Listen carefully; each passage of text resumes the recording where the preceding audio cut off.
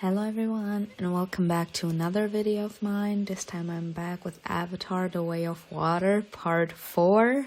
Last episode really was an episode where everyone just pissed on Loak. So now he feels neglected and he went out to find his Tukun friend, because I have the feeling that the Tukun is like the only person right now he feels comfortable with, because he has the feeling that the Tukun doesn't judge him. So let's see what's going on. What happened? Why are you outcast? What happened?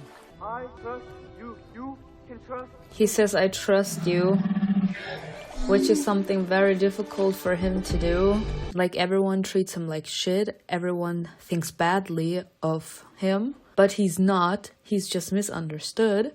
And he has the feeling that he's all alone with nobody that is on his side. And the same thing is going with Payakan. Payakan is all alone the entire time. He's an outcast.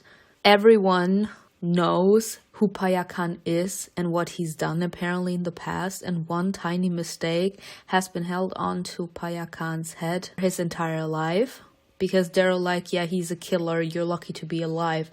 As in, they judge him, and they immediately assume the worst when he is involved. And the same thing is going with Loak. They are all pissing on him, they're all judging him, his motives, without actually trying to understand where he's coming from and what he's actually going through internally. So they connect in a certain sense.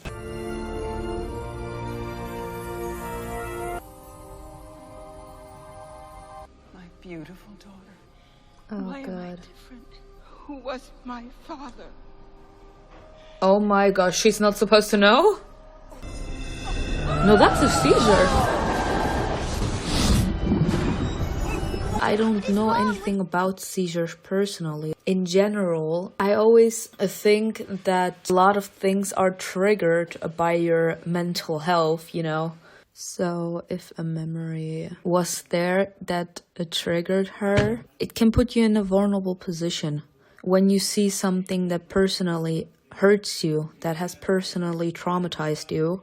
So maybe seeing the memory of her mother and wanting to know about the truth about her father, about how she was conceived in the first place, and seeing that answer and her mother literally being ripped away from her, perhaps that was like some sort of trigger. She was... Oh my gosh. Oh my god. Remove these Oh things. my god. Ouch!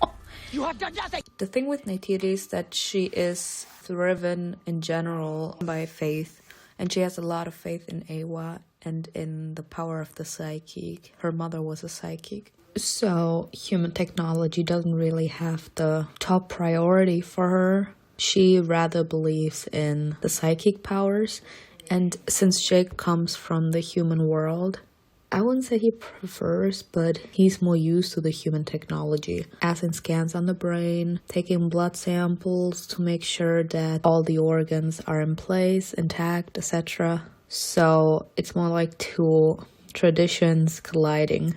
Neteyam has more faith in the power of the psychic, and Jake has more faith in the power of the human technology. She said that she could feel Awa. She could hear her heartbeat. Classic frontal lobe epilepsy. Epilepsy. But if you have epilepsy, if she has a trauma that she went through in the past, or a trauma that is still following her around, she can't do anything that could make her get triggered. So everything that connects her to her former life, as in to get answers from Grace, or in general answers, she has to avoid all of that, because that could be a trigger. She got a seizure when she used her brain to connect with the spirits. Does that mean that she can't listen to the souls anymore? To the voices of the souls? Is that a trigger for her? To see her past and talk to her mother? Plugging into the spirit tree is some sort of a trigger. Yeah. You definitely Trigger. tried She can't trigger it. Ever? It could. Yeah. Oh no, poor kitty.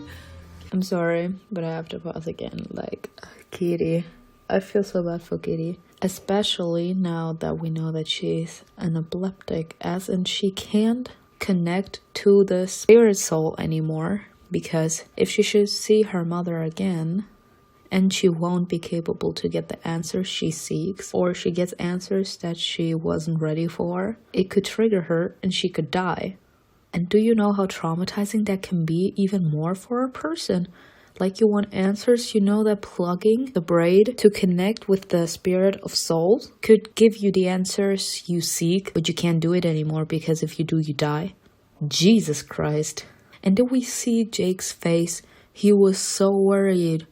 Like, he's so pure-hearted. He's so good. He's such a good person. He's such a good dad. If he's capable to feel the pain that the daughter is going through without actually having it, you know that that person is a good dad. He feels with his daughter. Are you the asshole who's commandeering my ship? Yes. That would be me. That would mean shut up. I hunt till coon. That's what I'm rigged What for. the- That's all my guys do. I've got quotas to meet. I'll be nice. Once. Then I won't. It's my spirit sister. They're even writing on the same thing together. Oh, they are 100% canon. 100% canon. But I'm sorry. Did we see that Kitty was not having Took when she came to look for her? And as soon as she saw them, she was immediately so happy that it was like this thankful smile, as in thank you for helping me distract from my problems right now. Because I think that it still left an impact on her, what she saw in the spirit tree. She cried. I think that had two reasons. One side, because she realized what happened to her as soon as she realized she had a seizure. Or she cried because of what happened inside of that tree, as in what she saw. She saw her mother, she wanted to get answers, and her mother literally was ripped away from her. It has two sides here. One, she was actually ripped away from her mother, as in Kitty was born and her mother was dead. And then inside the palm tree, she was even deprived of the capability to talk to her mother, to bond with her mother through Awa. And that must have hurt her in a psychological way a lot worse than the seizure she actually had. Like I said, mental pain is much, much worse than physical pain. So she's also capable to understand him. Time for stories. Oh my gosh, she's telling her sister about Loak. I am living. Oh, there are other tribes? Oh, hell no. They never saw him. These are sea people. Forest people don't come here. I ain't buying that. Shoot that animal. That animal? Oh, hell no! What the hell are you doing? That! Like, they can only answer with force. That's a question that I have for all of you. Would you actually go ahead and tell them something? You shoot someone I love, you actually believe I would tell you something? Like, imagine you are being threatened, you don't know anything about what they want, and you just want them to leave. They think that you're lying because they're delusional people, and you cannot actually make a delusional people believe your words. They're just trying to look for the answers they seek, and if they don't get them, they don't care if you know something or not. You're gonna have to face the wrath of them. Like, if someone is not capable to open up to reasoning, does it really make sense for you to try to explain to them that you don't know anything when they have already decided that you do? He says, I don't buy that you don't know anything, so I'm gonna shoot everything until you tell me something. Is it of any use that I keep on denying that I don't know anything? It doesn't, because he doesn't believe it. Imagine him shooting your mother or your father. I would murder you the first chance I get, sir. That's the only thing you would be getting from me. He doesn't give up, Sully. We killed the Tsai. I'm not gonna be part of this. These people don't know anything. Please don't do this. This is wrong! Yes! Burn the hooches. Ugh, that's bullshit. They're suffering. They're actually suffering. And he's literally living. They're all living in their despair. I said it in the first movie. I think it was the last part. How can someone be so happy and joyful about someone's misery like this? He was living that they were petrified. He was living that they were scared for their lives and for the lives of their loved ones. He was living in their tears of despair. How can someone be like that? How can someone be that cruel? Yeah, and just the face. They know. It happened. They know. Sky people, they're looking for you, Jack Sully. Yeah. Did they kill anybody? No. Not yet. I'm sorry, Doris. But honestly, yeah, I don't think I said that before. I feel bad for Jake because like the most focus right now has been on the kids so far, and now it's finally turning to him in a certain sense. He did everything he could to protect his family. He went away from a land he considered home just to find a way to protect his children and his wife, to find a place where they could finally live in peace, even though he knew it was only gonna be temporary and that war was gonna come to them eventually. As long as the Sky People are alive, as long as they still have that stupid mentality that they have to take whatever they want without any care in the world. So he knew that this was gonna be short-lived, the peace that they had. He knew that they were gonna come for him. And the fear of never knowing when the Sky People would be arriving and not knowing when the last day could be where you could see your children is the most horrible thing. Like, I'm not a mother, so I couldn't say what it feels like to be a parent, but just imagining that something you consider holy, something you consider more worthy than your own life being ripped away from you, and deep down you know, or you have the feeling that it's all your fault, is the worst feeling ever. Like, that's a lot of negative emotions that he is keeping inside of himself. In a certain sense, we can put him and Loak on the same scale. Just that Jake doesn't have his father putting that pressure on him. Jake is putting the pressure on Loak because he sees himself in him. Loak reflects himself back to him, and he can't stand that.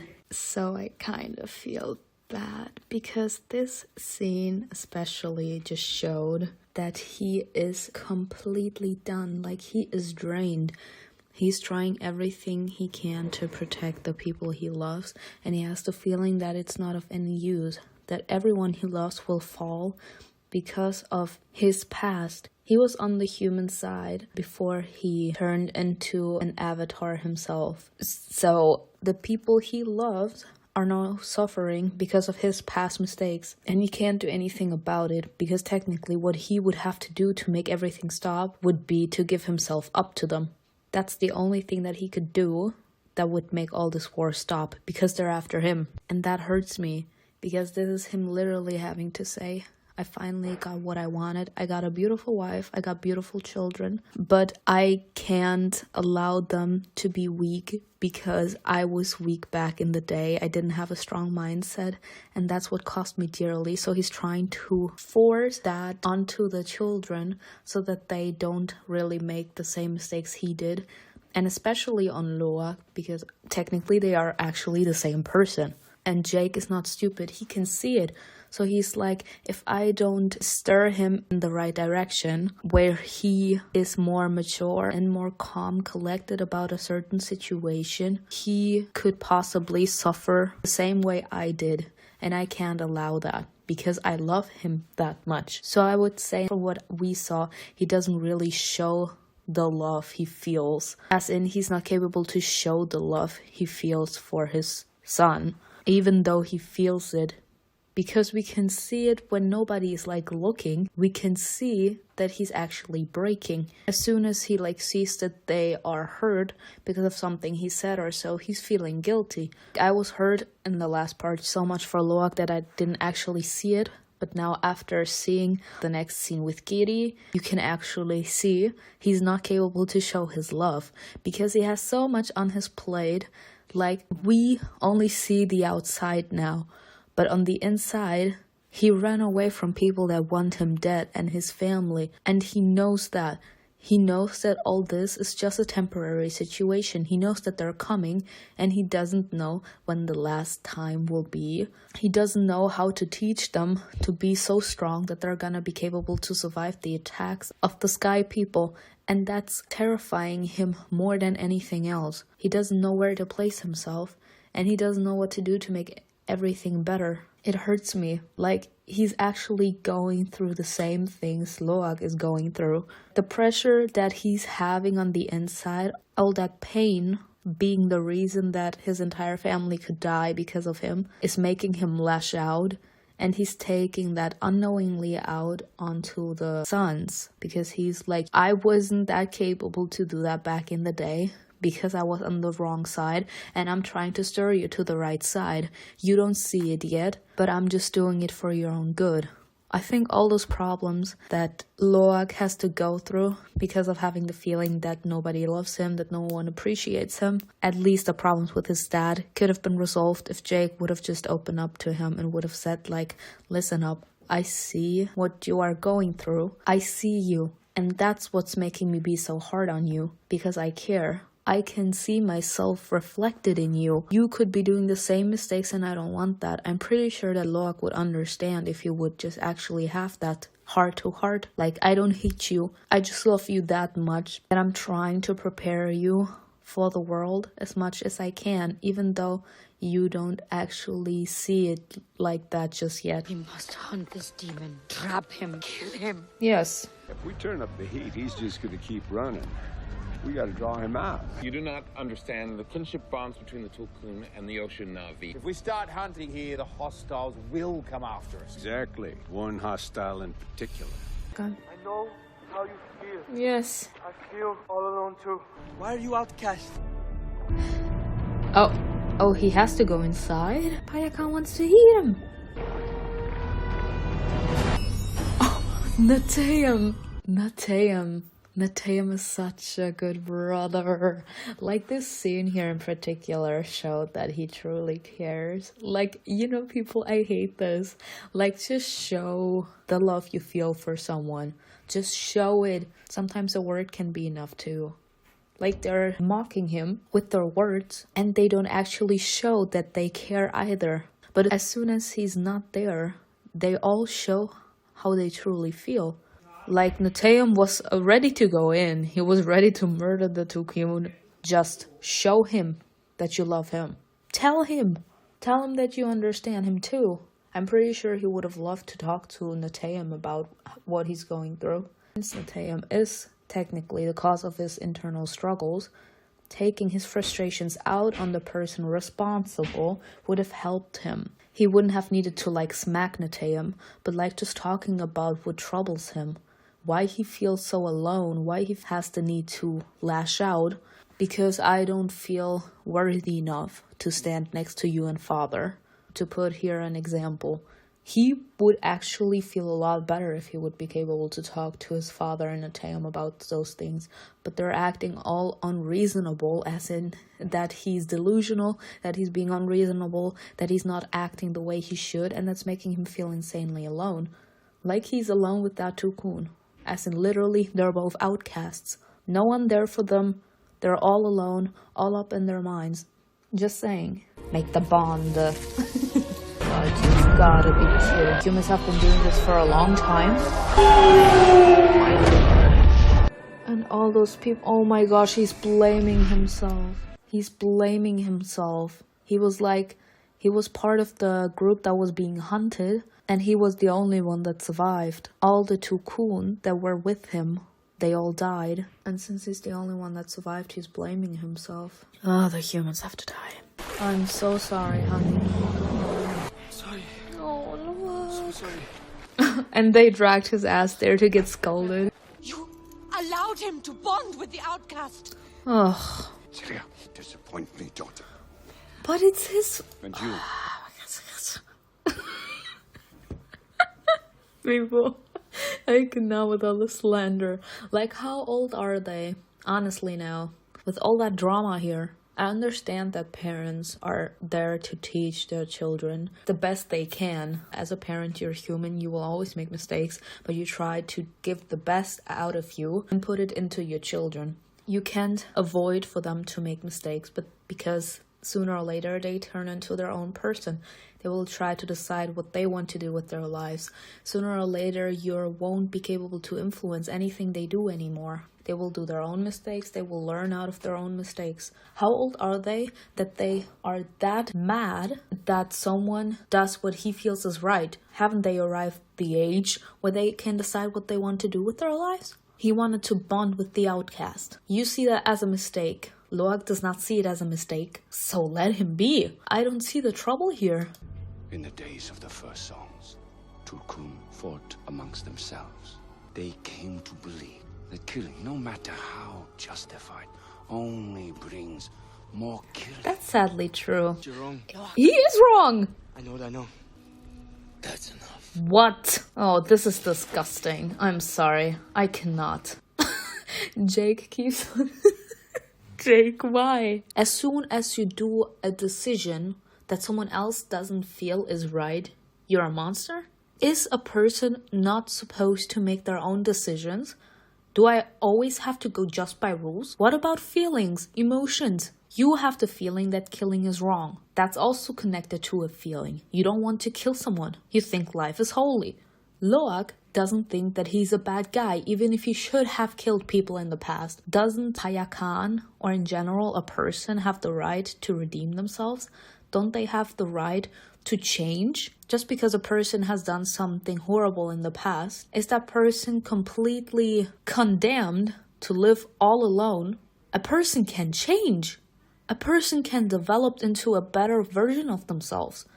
If they made a mistake and they realize that mistake and they're opening up to reasoning, then that means that they are worthy of being saved. They deserve the chance to prove themselves that they have changed, and they then deserve a second chance.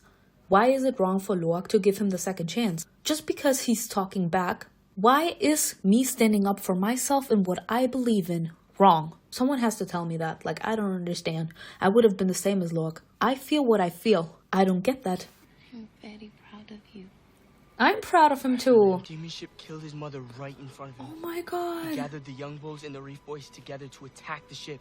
Oh. And they were all killed, but he's not a killer. By the Tulkun way he is. Yeah, because he died. There's those deaths. Does he have to pay for it for the rest of That! his life? He knows what he did was wrong. He would never do it again. That! Give him a chance to redeem himself. Your father will understand this. He won't. Jake only scolds him. He never shows him that he cares. And honestly, if I would only see the outside and I wouldn't interpret what Jake is going through with his inner struggles, I would see the same as Loak. They only piss on him. They don't take his feelings into consideration. And the more they shit on him, the more he closes up. They just go with what they think is right, even though if it makes Loak feel miserable. Like, he's miserable. He has the feeling that they all just try to force their own opinion, their own views of things onto him. The more your parents try to put their own opinion and view of things onto you, and they expect from you to adapt to them, you act out because you're like, I'm my own person. I can make my own decisions. I have an own opinion. I'm not gonna accept your view of things. He has the same mentality now.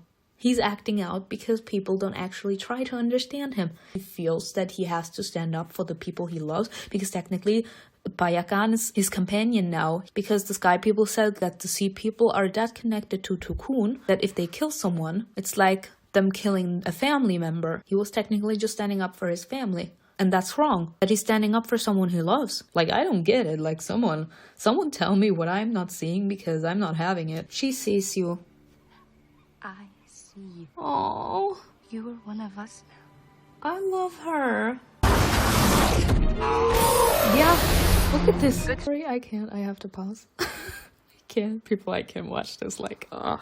They are killing them slowly. This is the definition of killing you slowly. Imagine someone using a crossbow and penetrating your arm with an arrow. Then they're doing the same thing with your other arm, then with your two legs. And at the end, they throw an arrow into your brain or into your heart. That's what they're doing there. Oh my god.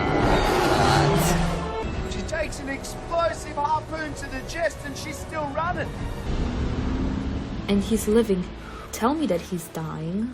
Please tell me he's dying. Look at this. Show me the money. This stuff just happens to stop human aging. I'm done. So you all are telling me that they all caused all those baby Kun to watch their mother die in front of their eyes, caused them trauma, and made them have anxiety and panic attack, probably filled with nightmares as well, for a small while. You gotta be kidding me, right? And this is sadly the truth. As soon as someone has something you want, you go at them with everything you've got just to get it. That's normal nowadays. They wanted to have that damn vial because that stops human aging. As in, that's something that would have benefited them, not the other party. The other party has to deal with the damage that they caused for something that they wanted out of ignorance. They wanted to gain more money. They wanted to gain more power because they found a way to stop human aging, etc. Which would only lead to more killing. What the leader of the clan said, that Cocoon said that killing only leads to more killing. Now, in this particular circumstances, he kills a Cocoon to get that damn vial. If he should bring that vial to Earth and it would prove that it's actually true, which is also long progress as it is, like if it actually stops human aging and someone should get the beautiful first chance of trying it out and it proves to be true, not only one person is gonna come here to get it. Many companies will come to Pandora to hunt down all those Cocoon until there's nothing left, as in more killing. It was my spirit sister. What is this? This is the human way. The human way. Show me, Jake. How you feel? This war has come to us. Yes.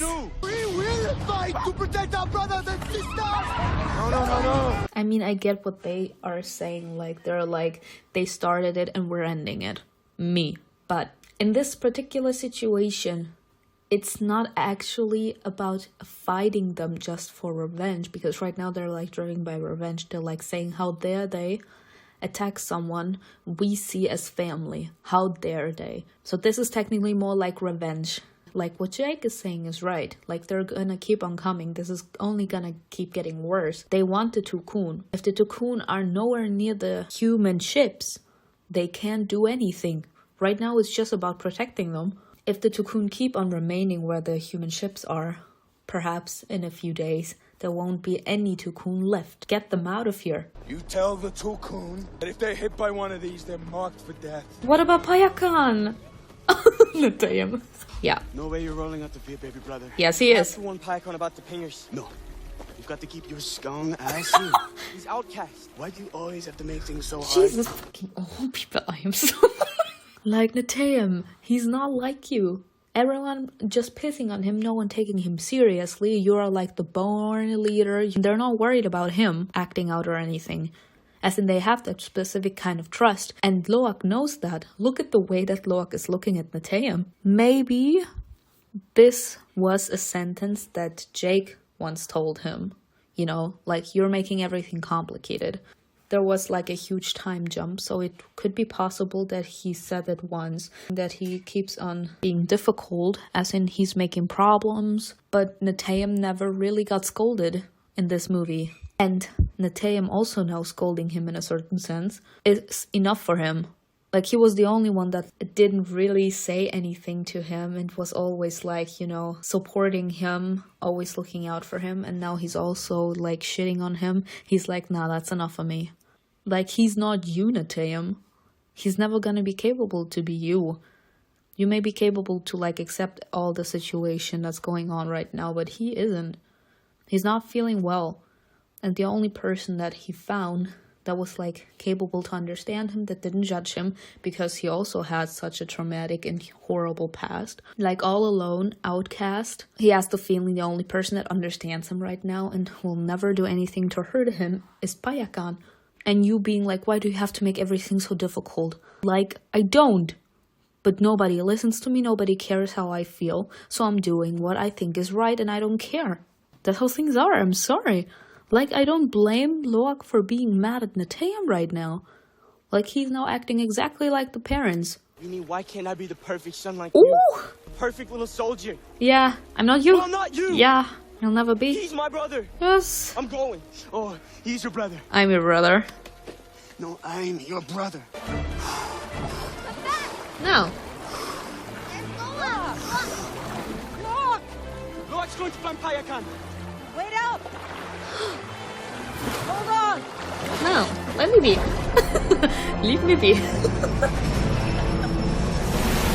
Honestly, like, the scene was so powerful and like I can't. About Loak having the feeling that he has to live up to the expectations of who he should be, and he can't be who he truly is, and he doesn't know who he is either, because he keeps on trying to find the perfect way to make everyone around him happy, even though that's not how it works. And the biggest problem he has right now is with his brother. He always does everything right, and he's like always living in Neteyam's shadow. No matter how hard he tries, no matter how hard he's trying to be who they want him to be, he always somehow makes everything wrong. And now he had it. He's like, I'm not perfect. I'm not you. I'm never gonna be capable to compete with you or do everything as perfect as you will. So I'm gonna do things my way now. I'm not gonna try to live up to anyone's expectations of who I should be anymore. I'm gonna do what I feel is right. And what I feel is right now is to warn Payakan, because he is part of my family now, and I'm not gonna let him die. What's wrong? He was hit! Shit! He's the one that they're hunting! Oh shit. Shit! Yeah, me. Devil Dog, you hear me? Devil Dog. See where they went. They went outside the reef. Yeah, Loak. We're with a Tokun that's under attack. Killer ship's inbound. It's about 2 clicks out. Who's with you? Everyone. We had 3 brothers rocks. You get to cover and you do not engage, all right?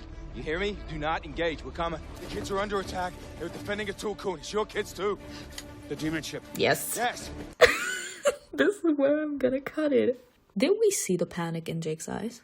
Did we see the panic in his eyes when he got a call from Loak? He felt so relieved to hear him, as in because they didn't know where they went. Like, they all disappeared out of nowhere. They like disappeared into nothingness. They weren't anywhere to be found, so their parents were like worried, and they were like, where are my children? Where are they? Like, it's not just Loak and Neteyam being gone. It was also Tuk and Kiri. All the children were gone.